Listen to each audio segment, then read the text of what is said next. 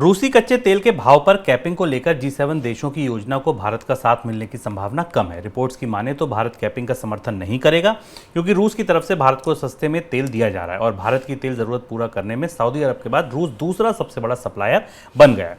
Reports की माने तो मौजूदा समय में रूस की तरफ से भारत को कच्चे तेल पर प्रति बैरल $15 से $20 का डिस्काउंट दिया जा रहा है। उधर रूस पहले ही धमकी दे चुका है कि जो भी देश रूस के तेल पर भाव की कैपिंग लगाने की योजना जो बन रही है उसमें शामिल होंगे, उन्हें रूस की तरफ से तेल और गैस की सप्लाई पूरी तरह रोक दी जाएगी। सर, पहला सवाल, यूरोप के देश रूस की ऑयल कैपिंग पर कहां तक बढ़ चुके हैं, कितनी तैयारी कर चुके हैं? दिसंबर के पहले हफ्ते में कैपिंग पे अंतिम फैसला आने की उम्मीद है। अब यूरोप के देशों की निर्भरता रूस पर पिछले 6 महीनों में काफ़ी कम हो गई है।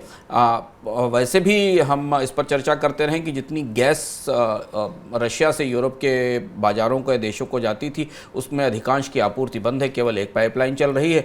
तो यूरोप ने पिछले 6-7 महीनों में सर्दी को देखते हुए और अपनी ज़रूरतों के लिए गैस की व्यवस्था कर ली है और गैस जुटा ली है।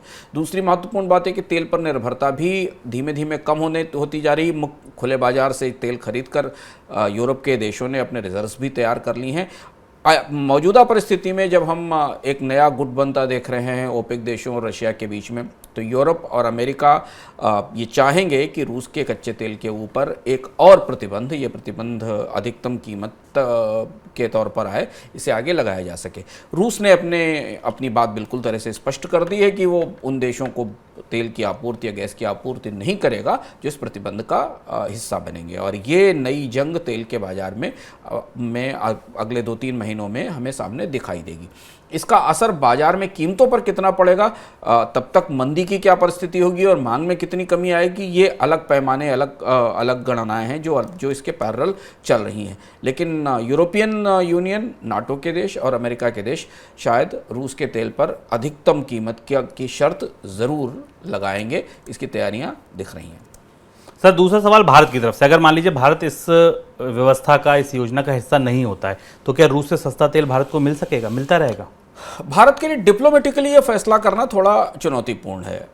भारत को अगर ये, क्योंकि पहली बार प्रतिबंधों के बाद एक तेल को लेकर, डायरेक्ट एनर्जी को लेकर रूस के ऊपर सख्ती होने जा रही है। भारत और चीन अगर इससे अलग रहते हैं तो इसके आप कई सारे अपने कूटनीतिक मतलब हैं जिसके संकेत दुनिया में जाएंगे, क्योंकि ये पूरी की पूरी मुहिम अमेरिका की अगुवाई में चल रही है अमेरिका की तरफ से। तो भारत को अब स्पष्ट करना होगा कि वो फिर किस दिशा में खड़ा हुआ है। हालांकि भारत का अभी तक स्टैंड ये रहा है कि हमें जो सस्ता कच्चा तेल उपलब्ध कराएगा हम उससे लेंगे, पहली चीज़। दूसरी बात ये कि जहाँ प्रैक्टिकल ऑपरेशनल चुनौतियाँ या ऑपरेशनल स्तर के ऊपर, संचालन स्तर की चुनौतियाँ ये हैं कि इस कैपिंग के साथ यूरोप के देश उन सारी शिपिंग कंपनियों पर भी सख्ती करेंगे जो रूस से कच्चा तेल उठाकर टैंकर के जरिए दुनिया के बाजारों में पहुंचाती हैं, क्योंकि रूस से आने वाला कच्चा तेल अधिकांश भारत और चीन में आने वाला कच्चा तेल समुद्री रास्तों से शिपिंग कंटेनर्स के जरिए आता है।